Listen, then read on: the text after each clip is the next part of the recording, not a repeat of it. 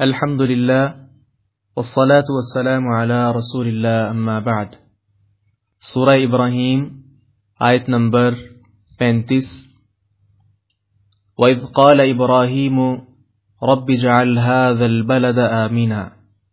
وَإِذْ اور جب، قال کہا،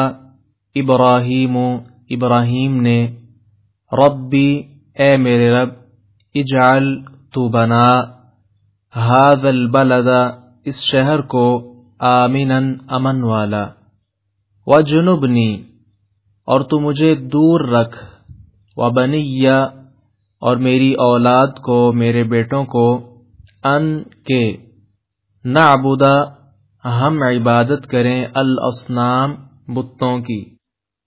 ربی اصل میں یا ربی تھا، یہ پہلے بھی کافی مرتبہ گزر چکا۔ شروع سے یا الف یا اور آخر سے جو یا متکلم والی ہے اس کو گرا دیا تخفیف کے لیے، تو ربی ہو گیا، لیکن ترجمہ اے میرے رب ہی کیا جائے گا، یعنی پورے لفظ کا یہ ترجمہ ہے، بریکٹ وغیرہ کی ضرورت نہیں ہے۔ ربی اے میرے رب، اجعل تو بنا دے، یہ جعل یجعلہ ہو یا اور اس طرح کے الفاظ، اس کا زیادہ تر عبارت کا جو مفہوم ہوتا ہے اس اعتبار سے اس کا ترجمہ کیا جاتا ہے۔ ھذا البلد آمنا، ھذا البلد۔ سورہ بقرہ آیت نمبر 126 میں جو الفاظ ہیں وہ کیا ہیں؟ ھذا بلدا آمنا، اور یہاں کیا ہے؟ ھذا البلد آمنا۔ اس میں فرق کیا ہے کہ سورہ بقرہ میں ھذا پہلا مفعول اور بلدن آمنن دوسرا مفعول ہے، جبکہ یہاں ھذا البلد پہلا مفعول اور آمنن دوسرا مفعول ہے۔ تو اس میں پھر فرق کیا ہوا؟ خلاصہ اس بات کا کیا ہوا کہ سورہ بقرہ میں جو پہلی دعا موجود ہے، رب اجعل ھذا بلدن آمنا، یہ اس وقت کی دعا ہے جب مکہ شہر نہیں بنا تھا، تو اس وقت دعا کی کہ اس جگہ کو امن والا شہر بنا دے۔ اور یہاں جو الفاظ ہیں ھذا البلد آمنا میں، تو یہ دوسری دعا اس وقت جناب ابراہیم علیہ السلام نے کی جب مکہ شہر بن چکا تھا۔ تو یہ تھوڑا سا فرق الفاظ کا آپ نے یاد رکھنا ہے۔ البلد جو ہے شہر کو کہتے ہیں، جیسے ہم کہتے ہیں نا بلدی پاکستان، میرا ملک پاکستان ہے۔ بلد اس کا اطلاق ملک پر ہوتا ہے، اور جو مدینہ ہے، مدینہ کا اطلاق شہر پر ہوتا ہے، اور جو بستی ہے اس کے لیے قریہ یہ لفظ استعمال ہوتا ہے۔ یہ جو مدینہ ہے مکہ میں، جہاں نبی کریم صلی اللہ علیہ وسلم کا جو آپ کا مسکن تھا، تو اس کا بھی اصل نام مدینہ نہیں ہے، بلکہ اس کا نام مدینۃ النبی ہے یا مدینۃ الرسول صلی اللہ علیہ وسلم، کیونکہ لفظ مدینہ یہ شہر پر بولا جاتا ہے، جیسے کہا جائے مدینۃ لاہور، لاہور شہر، یا اور کوئی شہر کا نام اس سے پہلے مدینہ لگا لیں، تو مدینہ سے مراد شہر ہوگا۔ تو وہ اصل کیا ہے؟ مدینۃ النبی، مدینۃ الرسول صلی اللہ علیہ وسلم، نبی کریم صلی اللہ علیہ وسلم کی طرف نسبت کر کے رکھا گیا کہ یہ نبی کریم صلی اللہ علیہ وسلم کا شہر ہے۔ وہ پھر چونکہ کثرت کے ساتھ لوگوں کی زبانوں پر وہ لفظ ہے، اس لیے تخفیف ہو جاتی ہے الفاظ میں، تو گویا اب وہ مدینہ اس کے لیے خاص ہو گیا ہے، جب بھی بولا جائے مدینہ، اکیلا مدینہ بولا جائے تو اس سے مراد مدینۃ النبی صلی اللہ علیہ وسلم ہی لیا جاتا ہے، اور کسی شہر کا ذکر کرنا ہو تو پھر ساتھ نام لیا جائے، مدینۃ اسلام آباد، مدینۃ لاہور، یا اور کسی شہر کا نام۔ جی آگے ہے آمینن۔ آمینہ جو ہے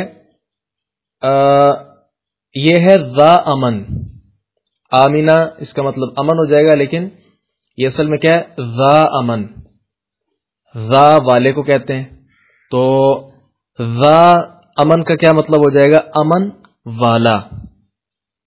وجنبنی، جیم نون با، جنبن پہلو کو کہتے ہیں،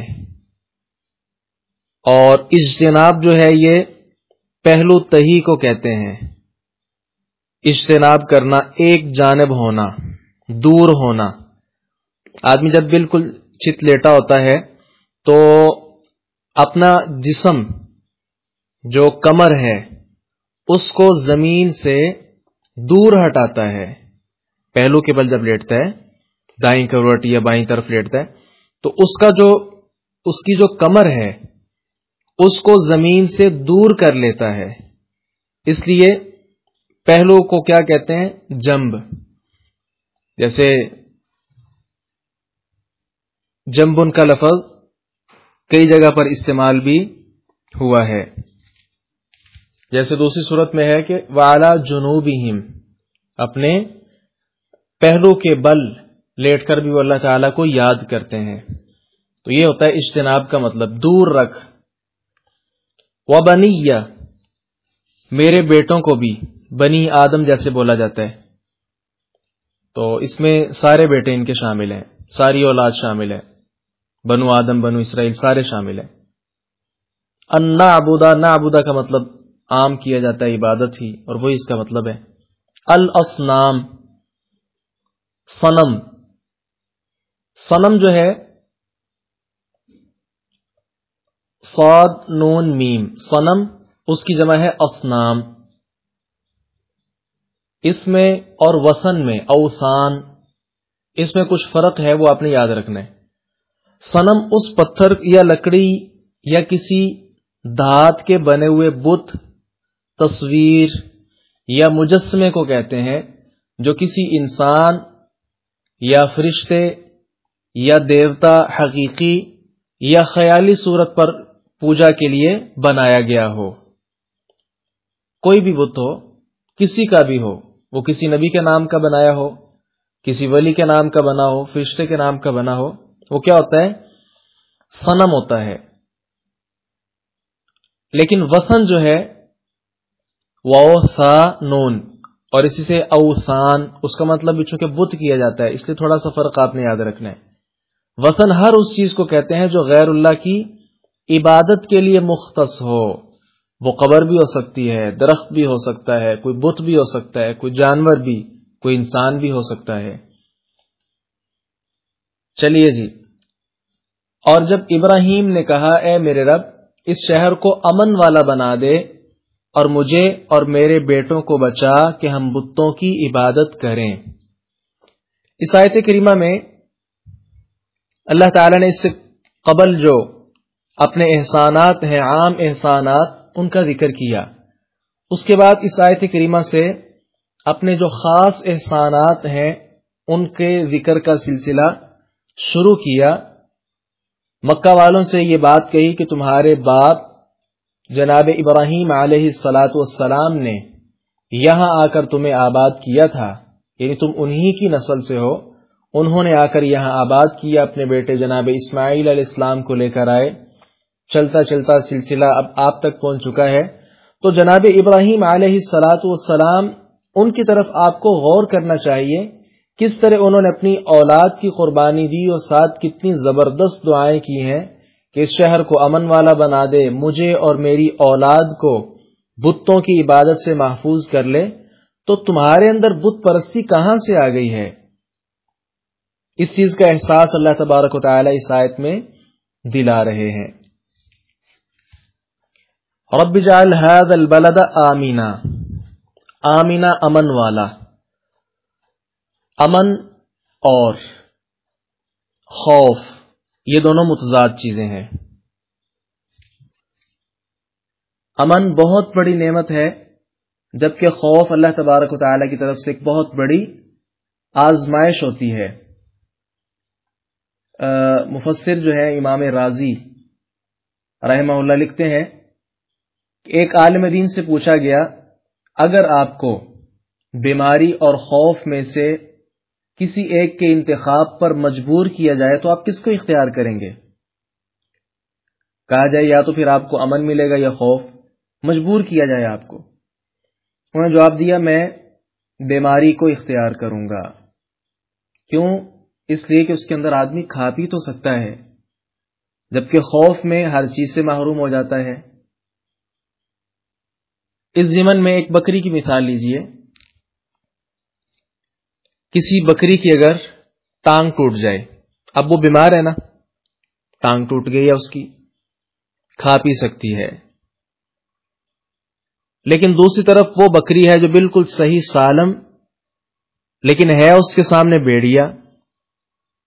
اب وہ اس وقت امن کی حالت میں نہیں بلکہ خوف کی حالت میں ہے، اور سامنے چونکہ بیڑیا ہے، خوف کی حالت اس قدر ہے، نہ وہ کھا سکتی ہے، نہ ہی پی سکتی ہے، نہ آرام کر سکتی ہے، اور یہ نوبت موت تک بھی پہنچ سکتی ہے ڈر کی وجہ سے۔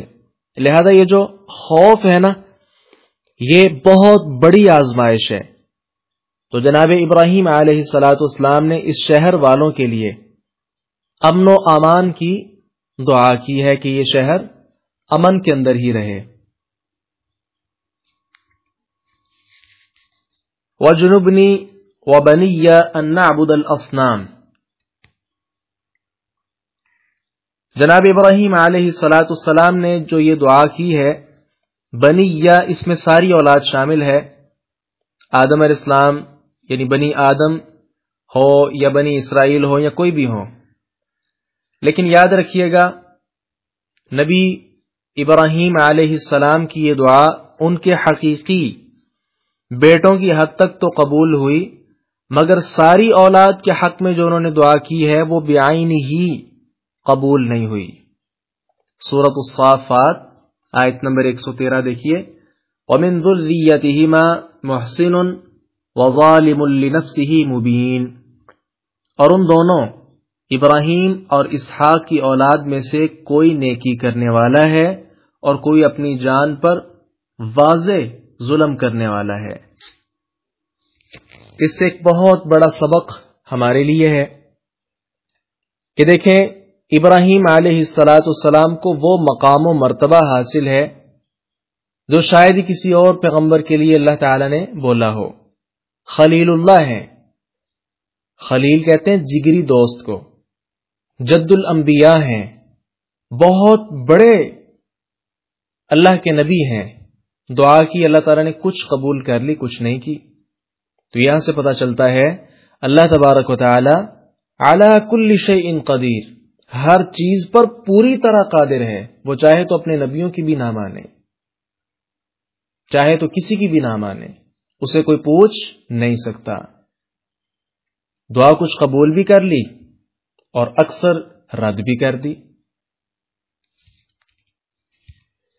ابراہیم علیہ السلام مزید پکارتے ہیں، ربی انہن اضللن کثیرا من الناس، ربی اے میرے رب، انہن بے شک انہوں نے، اضللن گمراہ کیا ہے، کثیرن بہت سے، من الناس لوگوں میں سے، فمن پس جس نے، تابعنی میری اتباع کی، فإنہ تو بے شک وہ، منی مجھ سے ہے، ومن اور جس نے، عصانی میری نافرمانی کی، فإنک تو بے شک تو، غفور بہت بخشنے والا، رحیم بڑا مہربان ہے۔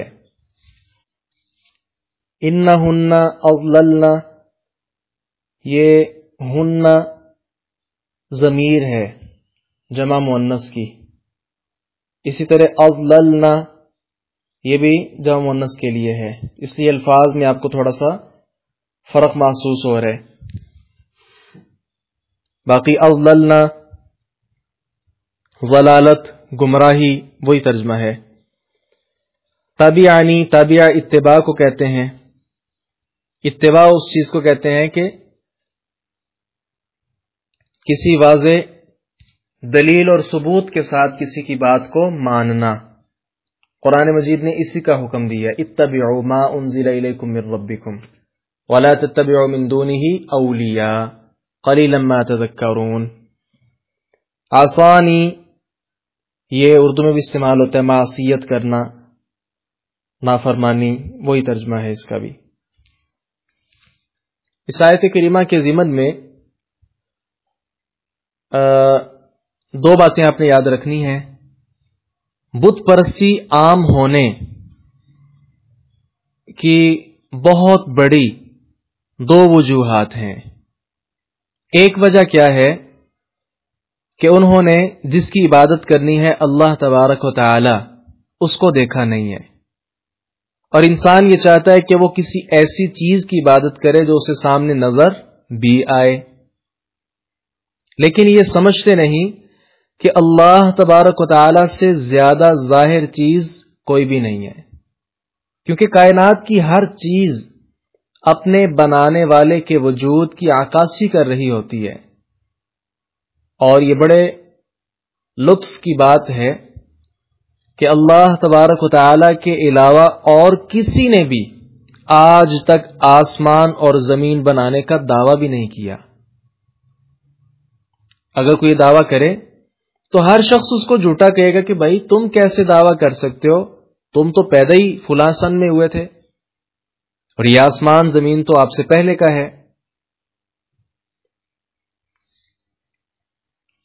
تو گویا پہلا بنیادی سبب کیا ہے کہ انسان چاہتا ہے کہ ہم اس ذات کو، اس معبود کو دیکھیں جس کی ہم عبادت کر رہے ہیں۔ سورۃ البقرہ آیت نمبر 55 میں لن نؤمن لک حتی نری اللہ جہرہ، موسیٰ علیہ السلام سے کہا تھا نا کہ ہم تجھ پر ہرگز ایمان نہیں لائیں گے جب تک اللہ تعالی کو صاف اپنے سامنے دیکھ نہ لیں۔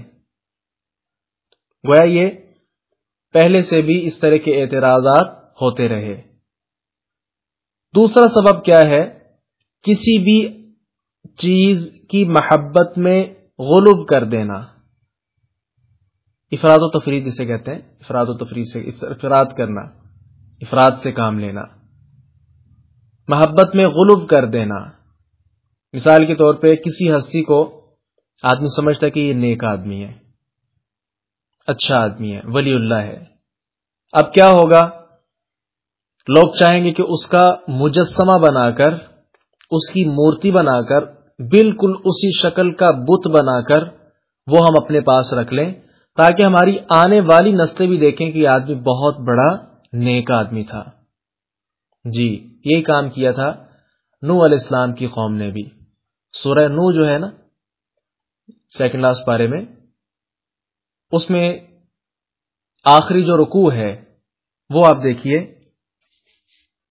آیت نمبر 23 ہے سورہ نوح کی، وَقَالُوا لَا تَذَرُنَّ آلِهَتَكُمْ وَلَا تَذَرُنَّ وَدًّا وَلَا سُوَاعًا وَلَا يَغُوثَ وَيَعُوقَ وَنَسْرًا وَقَدْ أَضَلُّوا كَثِيرًا وَلَا تَزِدِ الظَّالِمِينَ إِلَّا ضَلَالًا۔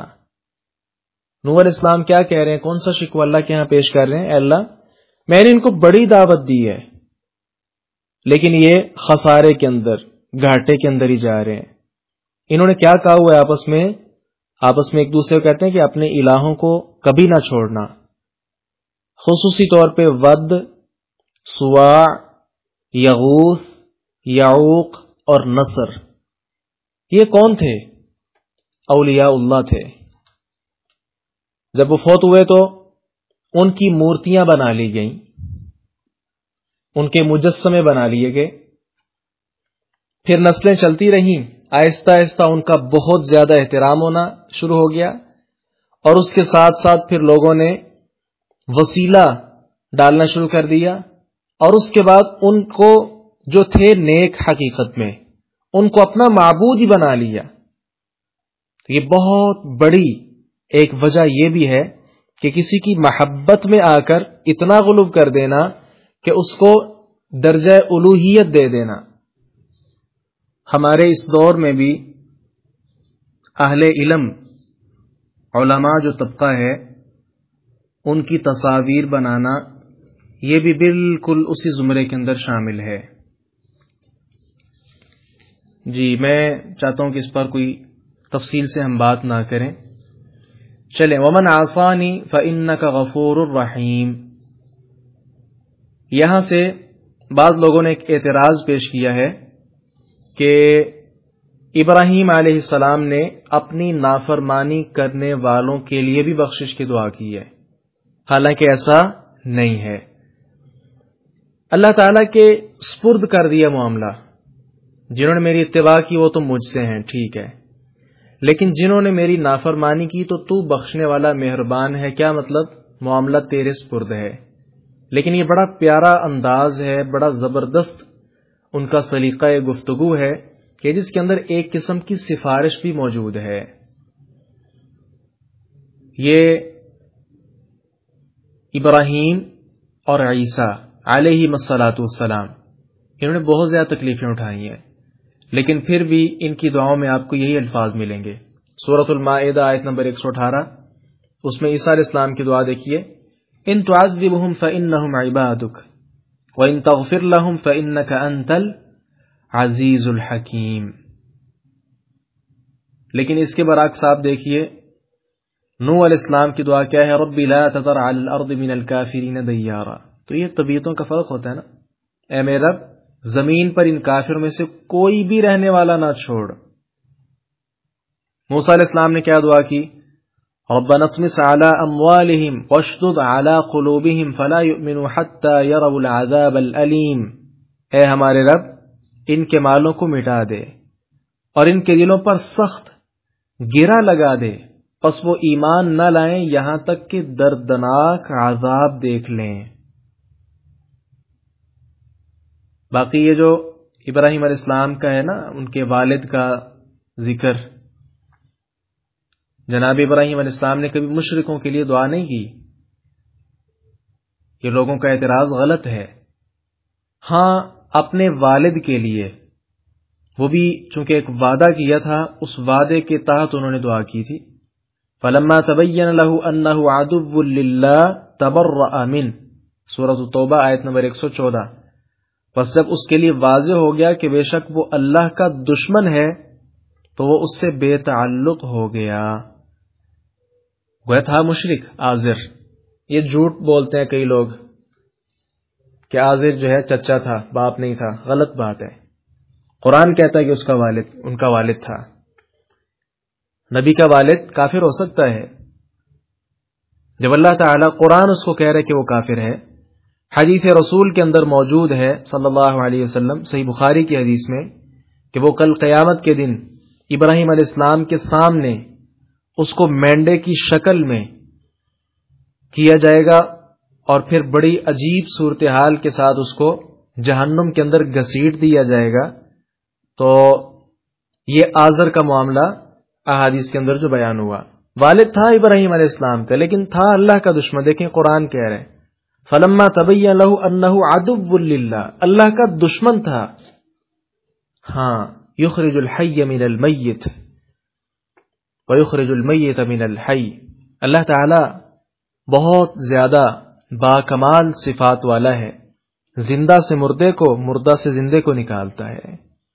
کبھی عالم کا بیٹا، نبی کا بیٹا کافر ہو جاتا ہے، نوح علیہ السلام کو دیکھ لیجئے، اور کبھی والد کافر اور بیٹا مسلمان۔ تو یہ اللہ تعالی کی کمال صفات ہیں۔ جی آگے دیکھیے، ابراہیم علیہ السلام مزید دعا کرتے ہیں، ربنا انی اسکنت من ذریتی بواد غیر ذی زرع عند بیتک المحرم۔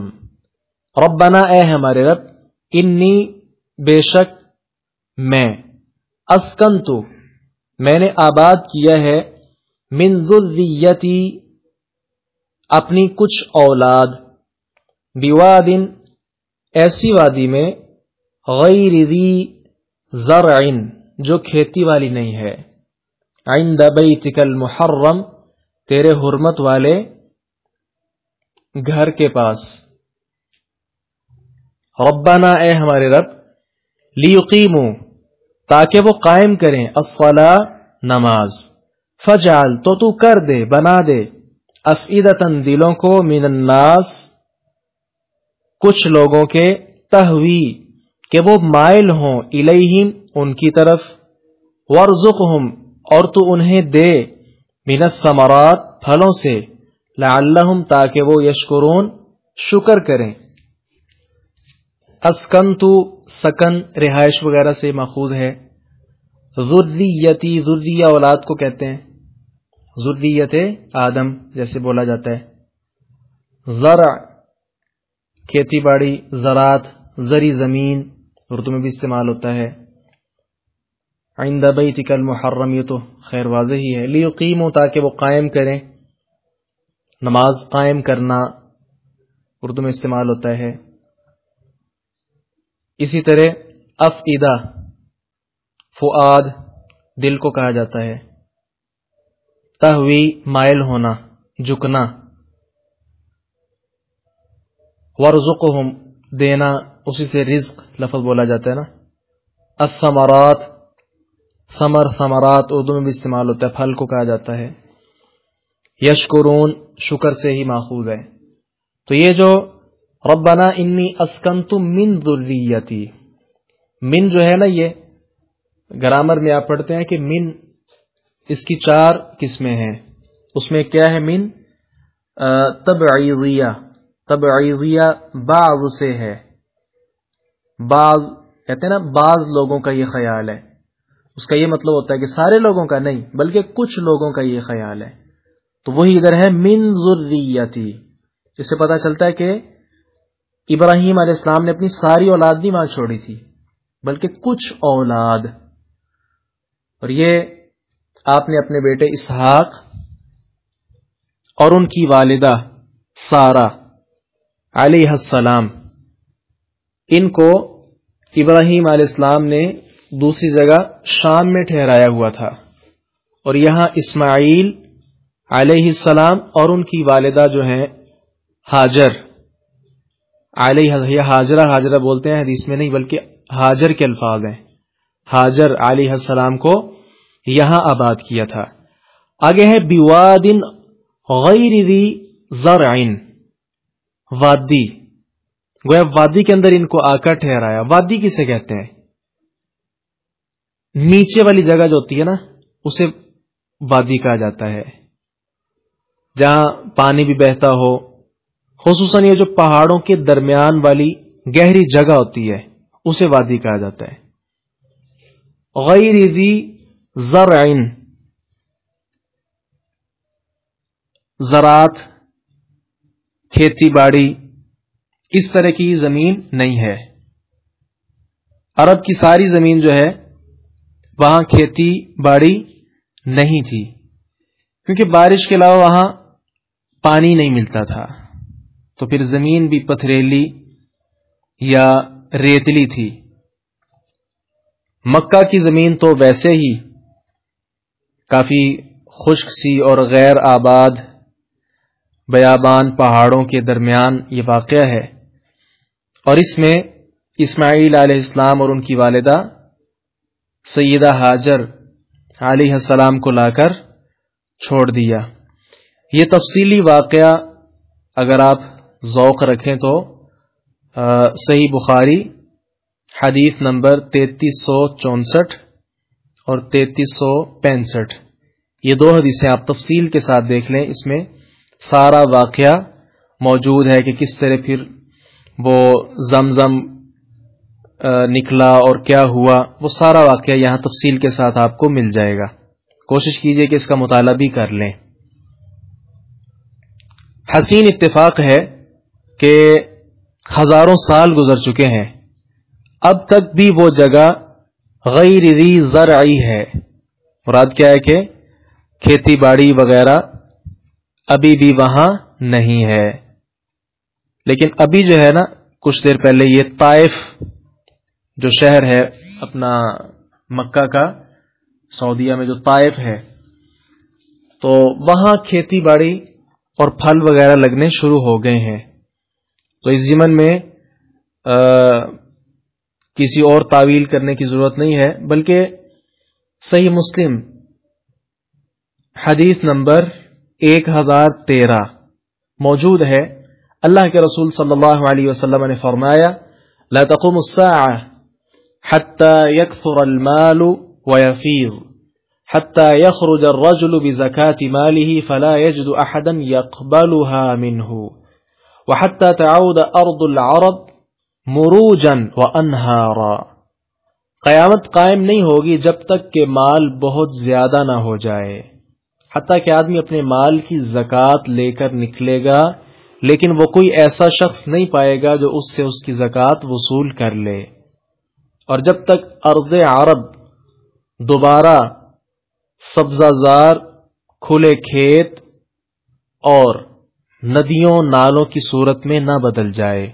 اس سے پتہ چلتا ہے کہ یہ قیامت کی نشانی ہے کہ عرب کے اندر اگر آج کل بارشیں ویسے ہی بہت زیادہ ہو رہی ہیں، مکہ میں بھی، حرم مکی میں بھی اور مدنی میں بھی، اس طرح دیگر جو آس پاس کے شہر ہیں وہاں بھی بارشیں ہو رہی ہیں، اور طائف کے علاوہ بعض دیگر شہروں میں بھی پھل وغیرہ کچھ لگنا شروع ہو گئے ہیں.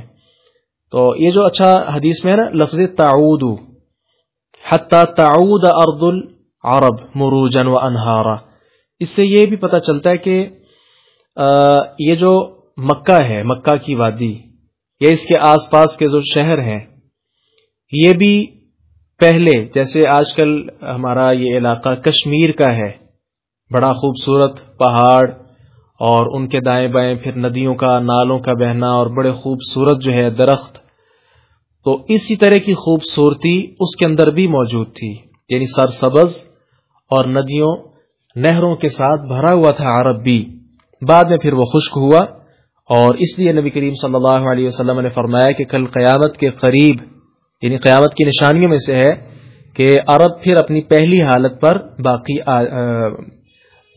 پر دوبارہ لوٹ جائے گا. اور یہ صورتحال دیکھی بھی جا رہی ہے کہ وہاں بارشیں وغیرہ پہلے کی بنسبت اب کثرت کے ساتھ ہو رہی ہیں. جی آگے فرمایا عند بیتک المحرم. اس کی تفسیر میں بعض مفسرین نے لکھا ہے کہ یہ دعا جو ہے ابراہیم علیہ السلام نے بیت اللہ تعمیر کرنے کے بعد کی. ممکن ہے ایسا ہی ہو سکتا ہے، لیکن یہ یاد رکھیے گا کہ بیت اللہ ابراہیم علیہ السلام کے وہاں جانے سے پہلے بھی تعمیر ہو چکا تھا. کیوں؟ اس لیے کہ زمین پر اللہ کی عبادت کے لیے بنایا جانے والا سب سے پہلا گھر ہی بیت اللہ ہے. اب انسانیت کی ابتدا جناب ابراہیم سے تو نہیں ہو رہی، بلکہ سب سے پہلے آدم علیہ السلام کو پیدا کیا گیا ہے، اور عین ممکن ہے کہ آدم علیہ السلام سے بھی پہلے اس کی تعمیر ہوئی ہو.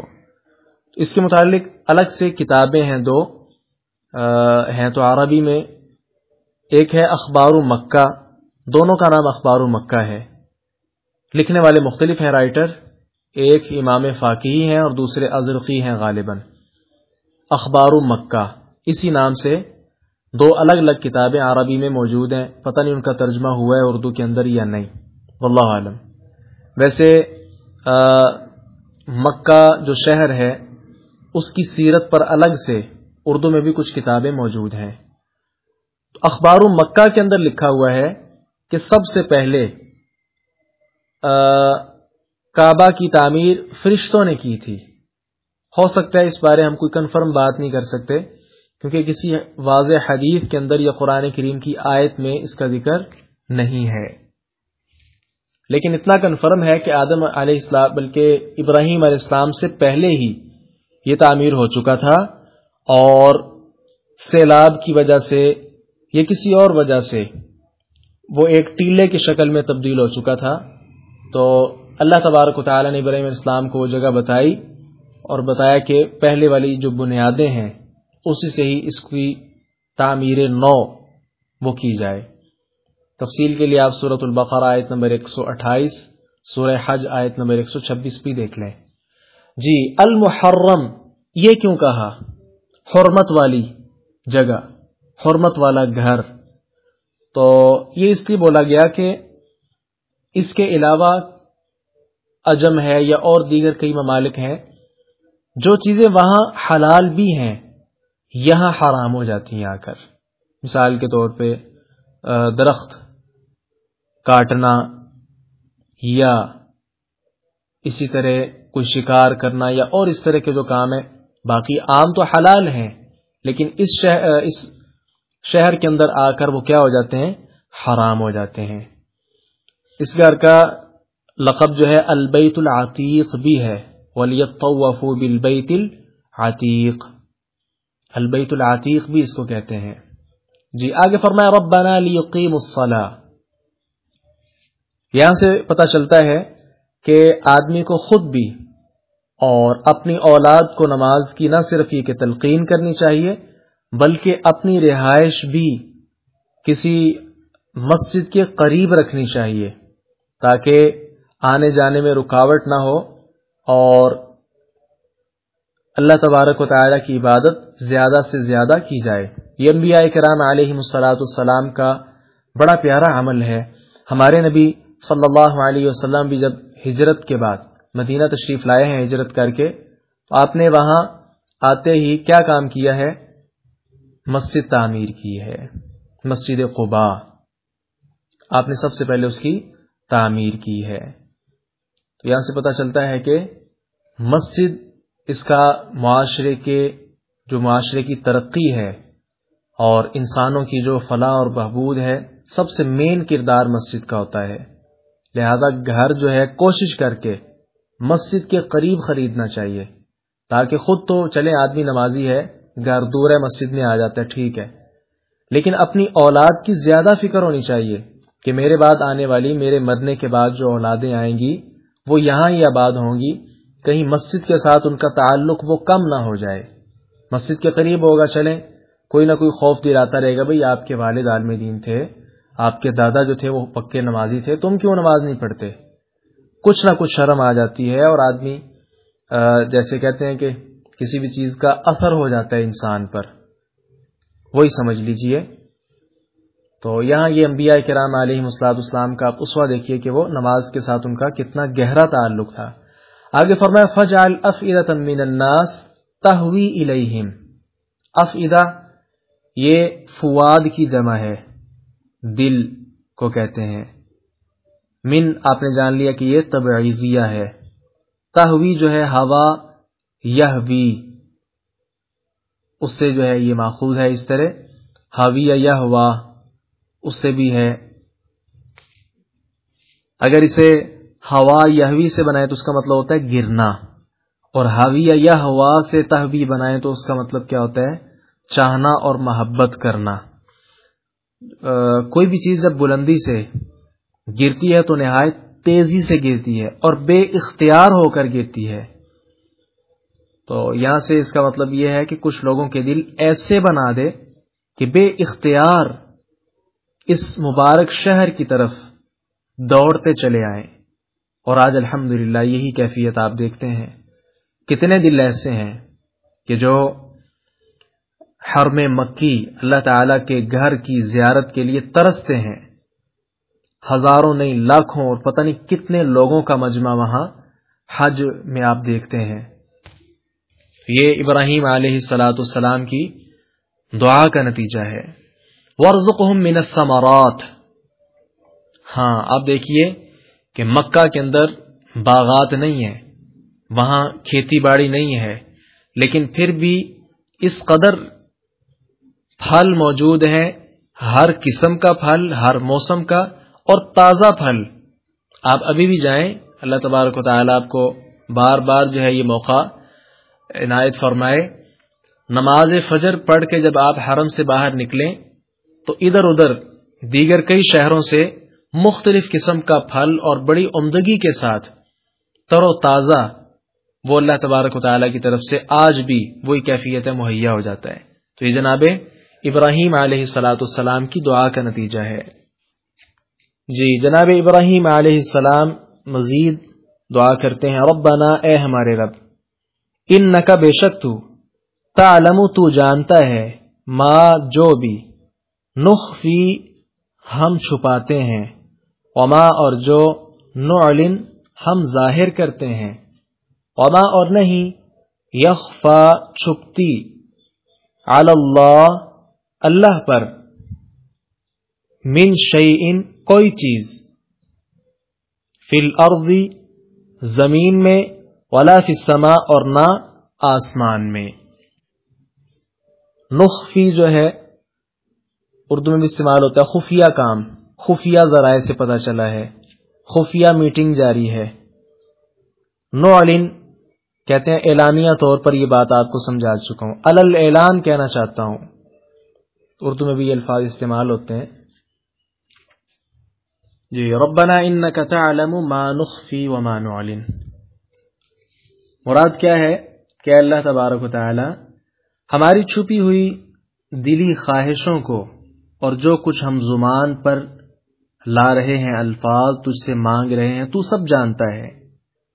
یاد رکھیے یہ اللہ تعالی سے مانگنے کا بہت زبردست طریقہ ہے، کہا جائے کہ آپ ہی سب کچھ جانتے ہیں، تو جانتا ہے کہ میں کیا کہہ رہا ہوں۔ کچھ الفاظ آدمی اس کا اظہار کر سکتا ہے، اور بڑی خواہشات ایسی ہوتی ہیں جو دل کے اندر ہی چھپی ہوتی ہیں، تو اللہ تبارک و تعالی ان کو بھی سمجھتا ہے اور وہ مراد بھی پوری کرتا ہے۔ بعض مفسرین نے نہیں بلکہ اکثر مفسرین نے وہ جو واقعہ پیش کیا ہے نا، عوام الناس میں بات بڑی مشہور ہے کہ جب ابراہیم علیہ السلام کو وہ آگ کے اندر ڈالا گیا تو اللہ تعالیٰ نے فرشتوں کو بھیجا کہ جاؤ، تو انہوں نے کیا کہا، جیسے حسبی عن سؤالی علمہ بحالی، یا کہا کہ علمہ بحالی یغنی عن سؤالہ، یا اس طرح کی کوئی بات۔ تو یاد رکھیے یہ جھوٹی روایات ہیں، اسرائیلی روایات ہیں۔ حقیقت کیا ہے؟ اللہ کے رسول صلی اللہ علیہ وسلم فرماتے ہیں من لم یسأل اللہ یغضب علیہ، جو اللہ سے سوال نہیں کرتا نا، دعا نہیں مانگتا، اللہ تعالیٰ اس پر ناراض ہو جاتا ہے۔ دوسری روایت میں الفاظ ہے من لم یدعو اللہ سبحانہ غضب علیہ، ابن ماجہ کے الفاظ، جو اللہ سبحانہ و تعالیٰ سے دعا نہ کرے اللہ تعالیٰ اس پر ناراض ہو جاتا ہے۔ تو یہاں سے پتہ چلتا ہے کہ انبیاء اللہ تعالیٰ سے دعا مانگتے تھے، سوال کرتے تھے، اور سوال ہمیں بھی کرنا چاہیے۔ ساری زندگی جو ہے ولیوں سے دعائیں نہ کرواتے رہیں، خود بھی دعا کر لیا کریں۔ اللہ تعالیٰ کو اچھا لگتا ہے کہ کوئی مجھ سے سوال کرے، مانگے۔ اس آیت کریمہ کے ضمن میں ایک بات یہ بھی یاد رکھیے، اہل مکہ کے لیے جناب ابراہیم علیہ السلام نے بڑے خشوع و خضوع کے ساتھ کئی دعائیں کی ہیں، اور ساتھ ہی ساتھ اپنے بیٹے اسماعیل اور اپنی اہلیہ ہاجر علیہ السلام کے ساتھ جو جدائی کا لمحہ ہے، وہ کیفیت، آنکھوں سے آنسوؤں کا طاری ہونا، دل کی بے قراری، یہ ساری کی ساری کیفیت موجود ہے۔ لیکن دیکھیے اہل مکہ کے لیے دعا ہی کر کے گئے ہیں، شکوے کے الفاظ اپنی زبان پر جناب ابراہیم علیہ السلام نہیں لے کر آئے۔ تو یہ انبیاء کرام علیہم السلام کا حوصلہ ہے، اور یہ ہمارے لیے مشعل راہ ہے۔ کسی بھی قسم کی تکلیف پہنچ جائے، اسلام کے لیے سب کو قبول کر لیجئے۔ انبیاء کرام علیہم السلام نے ہمیں یہی سکھایا ہے۔ جی آگے جناب ابراہیم علیہ السلام اللہ تعالیٰ کے تعریفی کلمات کہہ رہے ہیں، الحمدللہ الذی وہب لی علی الکبر اسماعیل و اسحاق۔ الحمد، ہر قسم کی تعریف، للہ، اللہ ہی کے لیے ہے، الذی، جس نے، وہب، عطا کیا، لی، مجھے، علی الکبر، بڑھاپے پر، بڑھاپے کے باوجود، اسماعیل و اسحاق، اسماعیل اور اسحاق، انا، بے شک، ربی، میرا رب، لسمیع، یقیناً خوب سننے والا ہے، الدعاء، دعا کو۔ الحمد میں جو الف لام ہے نا، اس کو گرامر کی روح سے کہتے ہیں الف لام استغراقی، گویا اس کے اندر ہر چیز آ جاتی ہے، ہر قسم کی تعریف وہ اللہ تبارک و تعالی ہی کے لیے ہے۔ وہابہ جو ہے نا، وہابہ یہبو ہبتن، اس کا مطلب ہوتا ہے بغیر کسی معاوضے کے کوئی چیز عطا کر دینا۔ تو یہاں سے پتہ چلتا ہے کہ اولاد اللہ تعالیٰ کا ہبہ ہی ہوتا ہے، صرف اسباب جمع ہو جانے سے اولاد نہیں ہو جاتی. بڑے تندرست جوڑے ایسے ہیں، بڑے جوان ایسے ہیں کہ جن کو کئی سال ہو چکے ہیں، اللہ تعالیٰ نے اولاد ہی نہیں دی. بلکہ یہ کیا ہے؟ اللہ تبارک و تعالیٰ کی طرف سے ہدیہ ہوتا ہے، ہبہ ہوتا ہے، جو بغیر کسی معاوضے کے اللہ تعالیٰ عطا کرتا ہے. آیت سے معلوم ہوتا ہے وَهَبَ لِي عَلَى الْكِبَرِ اسماعیل و اسحاق، دونوں بیٹے ہی، اسماعیل بھی اور اسحاق بھی اللہ تعالیٰ نے ابراہیم علیہ السلام کو بڑھاپے کی عمر میں دیے ہیں. لیکن یہاں جو ہمارے مفسرین بھائیوں نے ذکر کیا ہے کہ جناب اسماعیل جب پیدا ہوئے ہیں تو اس وقت ابراہیم علیہ السلام کی عمر 99 سال تھی، اور جب اسحاق پیدا ہوئے تو آپ کی عمر 112 سال تھی، یا اس طرح اور روایات. تو یہ ساری کی ساری اسرائیلی روایات ہیں. قرآن مجید میں یا حدیث رسول صلی اللہ علیہ وسلم میں اس کا کوئی ذکر موجود نہیں ہے. ہمارا بس اس پر ایمان ہے جو قرآن کے الفاظ آگے کہ بڑھاپے کی عمر میں دیا گیا ہے. دونوں بیٹے بڑھاپے کی عمر میں ملے ہیں. اب اس وقت ابراہیم علیہ السلام کی عمر کیا تھی اس کا ذکر کہیں نہیں ہے. لَسَمِيعُ الدُّعَاء، دعا کو بہت سننے والا. لیکن یہاں مراد کیا ہے کہ دعا کو قبول کرنے والا. جی آگے فرمایا رب اجعلنی مقیم الصلاة ومن ذریتی ربنا وتقبل دعا. ربی اے میرے رب، اجعلنی تو مجھے بنا دے، مقیم الصلاة نماز قائم کرنے والا، ومن ذریتی اور میری اولاد میں سے بھی، ربنا اے ہمارے رب، وتقبل اور تو قبول فرما، دعا میری دعا. تو یہ دعا اس کا مطلب ہی میری دعا ہے، لہذا اس کو بریکٹ میں کرنے کی یا الگ سے مفہومی ترجمہ کرنے کی ضرورت نہیں ہے. کیوں؟ اس لیے کہ اصل میں دعا ای ہے، دعا ای میری دعا. تو آخر سے حذف کر دی گئی یا تخفیف کے لیے، تو دعا ای سے دعا بن گیا، ترجمہ برقرار رہے گا. وَمِن ذُرِّيَّتِي، من تبعیض کے لیے ہے، بعض میری اولاد کو بھی نماز والا بنا دے. ایسا کیوں کہا؟ یہ بھی تو کہہ سکتے تھے کہ میری ساری اولاد کو نماز قائم کرنے والا بنا دے. ایسا اس لیے تھا کہ اللہ تعالیٰ کا جو فرمان ہے نا لا ینال عہد الظالمین، اس سے پتہ چلتا ہے کہ ہر انسان ہی اللہ تعالیٰ کا متبع نہیں ہو سکتا. اس لیے یہ دعا کی گئی. آگے پھر دعا کی ربنا اغفر لی ولوالدی وللمؤمنین یوم یقوم الحساب. ربنا اے ہمارے رب، اغفر لی تو مجھے بخش دے، ولوالدی اور میرے والدین کو، وللمؤمنین اور تمام مومنوں کو، یوم یقوم الحساب، یوم جس دن یقوم قائم ہوگا، الحساب حساب.